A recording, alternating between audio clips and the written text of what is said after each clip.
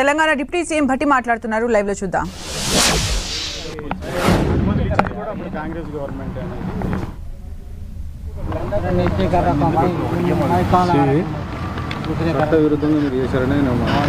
హైదరాబాద్ నగరం lakes racks, ఈ lakes racks అనేది హైదరాబాద్ నగరానికి పేరు ప్రఖ్యాతులు తీసుకొచ్చినటువంటి విషయాలు ఈ రెండు కూడా. ఇటువంటి లేక్స్ని రాక్స్ని రెండింటిని కూడా కాపాడుకోవాలని చెప్పి పర్యావరణ శాస్త్రవేత్తలు కూడా పెద్ద ఎత్తున ఉద్యమాలు చేస్తున్న సంగతి కూడా మనకు తెలిసింది.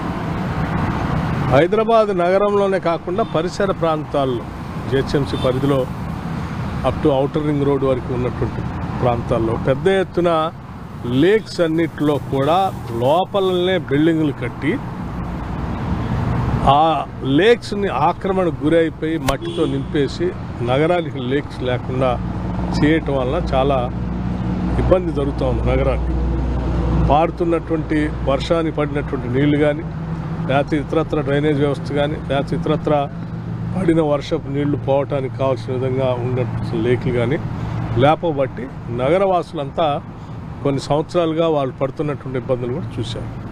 దీన్ని దృష్టిలో పెట్టుకొని భవిష్యత్ నగరవాసులు ఎవరికి కూడా గత పాలకులు కానీ మన పూర్వీకులు కానీ మనకి కట్టించి అందించినటువంటి ఈ లేక్స్ ఏమీ కూడా ఆక్రమణకు గురి కాకుండా ఉండాలనేటువంటి ఆలోచనతో ఏర్పాటు చేసింది Hydraa. Hydraa is to protect the lakes of the Hyderabad and other government properties. So దీన్ని ప్రజలంతా కూడా ఆహ్వానిస్తూ ఉన్నారు. సరే, ఎవరైనా కూల్చినటువంటి ప్రాంతాల్లో కట్టుకున్నటువంటి వాళ్ళు ఇల్లీగల్గా కూల్చారు, మాకు నోటీస్ ఇవ్వలేదనంటే నాకు తెలిసి రాష్ట్ర ప్రభుత్వం నుంచి చేసే ప్రతి పనికి ముందుగానే నోటీసులు ఇస్తూ ఉన్నారు. అట్లాగే వాటన్నిటి లేక్స్లో ఎక్కడైతే కట్టారు, బఫర్ జోన్ కూడా కాదు, లేక్స్లోనే నేరుగా లేక్స్లో కట్టినటువంటి వాటిపైనే ముందుగా చర్యలు తీసుకుంటున్నారు. దీనికి ప్రజలందరూ కూడా సహకరించాలని కోరుతా ఉన్నాను. నేను ఇంకో విషయం కూడా చెప్తా ఉన్నాను. నా శాఖలో ఉన్న నా దగ్గరే ప్లానింగ్ డిపార్ట్మెంట్లో ట్రాక్ ఉంది, రిమోట్ సెన్సింగ్.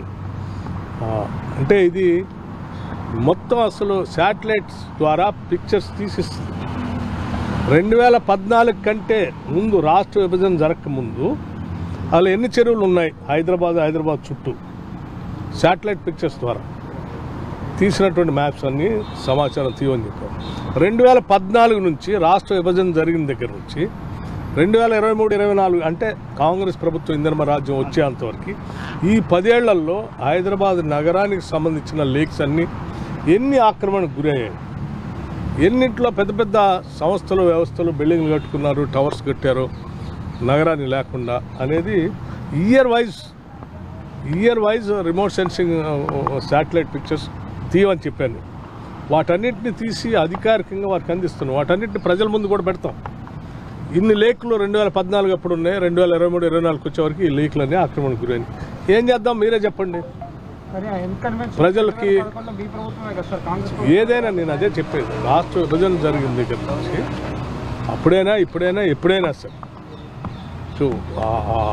చట్ట ప్రకారం చట్టం లోబడే నిర్ణయాలు తీసుకోవాలని చెప్పి అట్లాగే జరుగుతుంది. ఎన్ని చెరువుల ఆక్రమణ గురైనాయి సార్? ప్రాథమికంగా ఉందా? పర్సెంటేజ్ చెప్పండి. కేవలం ప్రతిపక్ష నాయకుల ఆస్తులపైకి వెళ్తున్నారు అనేది ప్రధానంగా మీ పైన మేము అందుకే చెప్తా ఉన్నాం కదా, చాలా స్పష్టంగా మొత్తం లెక్కలతో సహా ప్రజల ముందు పెడతామని. ఇంకా ఇబ్బంది ఉంది, గొడవ పార్టీ అయినా సరే ఎవరిని వదిలేరు సార్?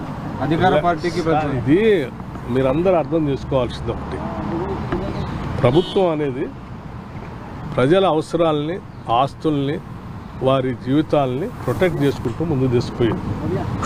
ఇక్కడ అధికార పార్టీయా లేకపోతే ప్రతిపక్ష పార్టీ అనేది అంశం కాదు. ప్రజలకు సంబంధించిన నగరాన్ని, ప్రజలకు సంబంధించిన లేక్స్ని కాపాడటం అనేది ప్రభుత్వం యొక్క ప్రధాన బాధ్యత. ఆ బాధ్యత చేస్తుంది.